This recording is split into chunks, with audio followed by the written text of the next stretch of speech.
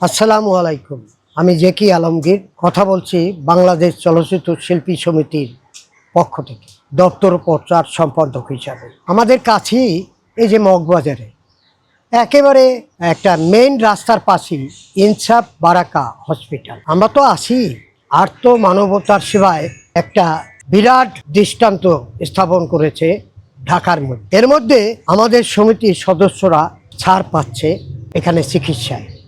তাছাড়া আমি তো প্রায় নিজেই মাঝে মাঝে এদের ফার্মেসি থেকে ঔষধ কিনি। আমরা যারা এখানে যাই তারা আমাদের রোগী মনে করে না, তারা তাদের পরিবারের সদস্য মনে করি আমাদের চিকিৎসা করে। আমি মনে করি আমাদের মতো যারা আপনারা আসবেন আমার এই আহ্বান শুনে তাদের ঠিকই পারিবারিক সদস্য হিসাবেই চিকিৎসা করবে। আশা করি আপনারা এখানে আসবেন, আপনারা সুস্থ থাকবেন। আপনাদের সকলের দীর্ঘায়ু কামনা করছি। ধন্যবাদ।